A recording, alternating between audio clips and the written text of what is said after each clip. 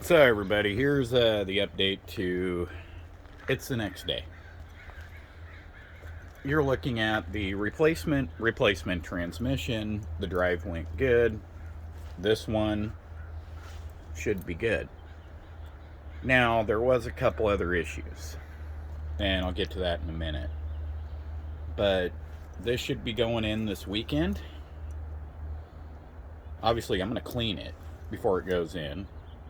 I already asked the wrecking yard, was it okay if I cleaned the transmission and I painted it? And would that void my warranty at all? They told me no. So I like installing clean painted items so that I can tell if it's leaking or not. Makes sense. Instead of having a greasy pile of a transmission go in and you don't know where the leak is coming from. But yet I got another one missing the transfer case off to the right. Apparently this is common.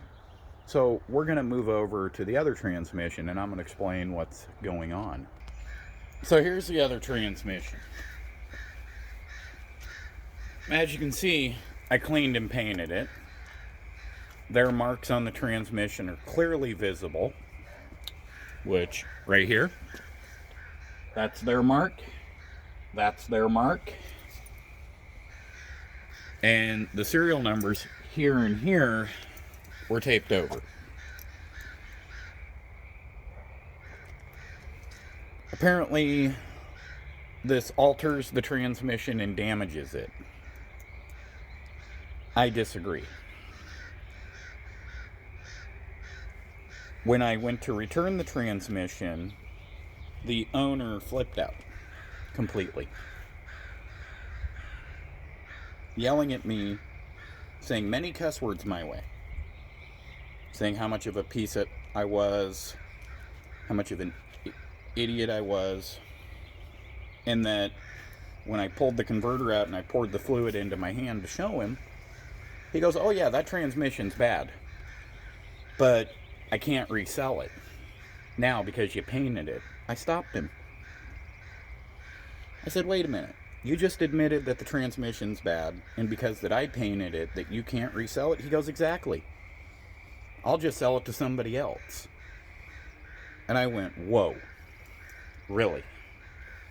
So you're admitting that the transmission's bad, you're refusing to give my money back, and in the same sentence, you're telling me you're just going to turn around and resell it? Wow."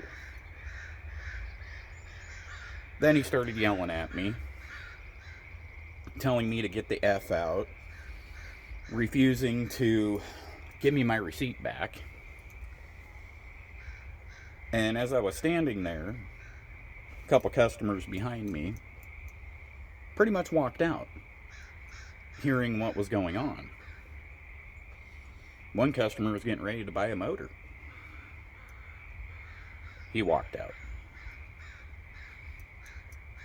after hearing what was going on. The second customer that was behind me asked if he was the manager,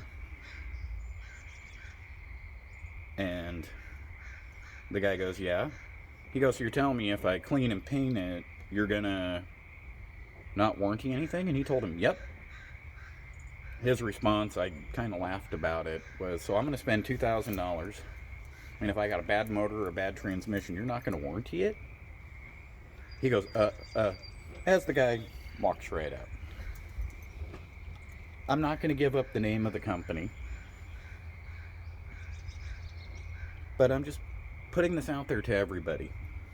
If you're like me and you prefer to take the extra effort cleaning your transmission or motor, valve covers, intake, whatever you're putting on your car, even a fender, a door,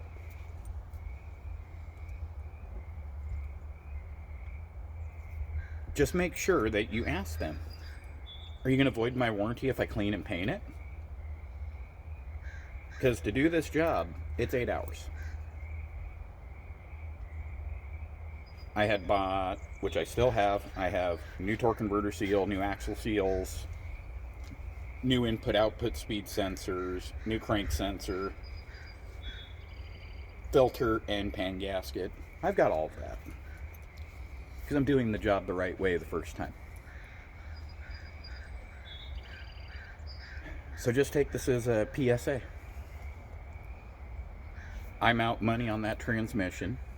It's not a total loss because the solenoid pack on it is fairly new. I'll just pop that apart and I'll do a video on it. And I'll just clean the filters out, make sure it's not rattly, and I'll put it on the replacement and get it into the van. The other owner of the other wrecking yard that I went to knows what's going on. He's scratching his head too. Because how would you sell a known bad transmission to a customer? That's not good business. Some people have told me to go to small claims. Some people have told me to get a lawyer. I checked into it. It's not worth it in the long run. So I'm just licking my wounds and moving forward. Because that's all you can do. And I'll get out to the van and give you guys a little progress update video in this also.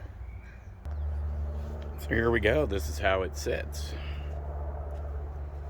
I got new shocks on the way for the rear because the air shocks aren't going to work. Just another PSA for you guys out there if you're doing this on a Caravan, Town and Country, or Voyager that had the Nivo mats. Make sure you put Nivo mats back in it. The air shocks don't work. The leaf springs are at a different rate, so it just doesn't work. Those are pumped all the way up and it still bottoms out. So we got to fix that problem. I got there on the way. I found a good set on eBay.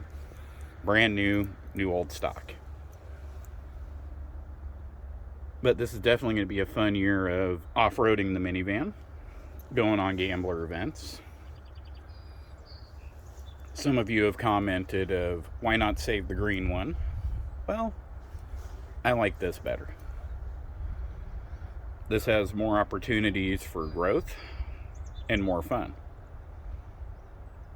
And as I said in my last video, this van will make boost noises. I'm gonna go out and find a 2.4 liter out of a PT Cruiser turbo, and it's going in. Gonna have a nice intercooler up front, and it's gonna mostly look like this. That's how I prefer to keep my vehicles when I'm building a sleeper style. I have the Mazda for my outlandish style. This is more of a daily driver. But yeah, this is just a update video, and after this is gonna be my fun yesterday. I hope you guys enjoy.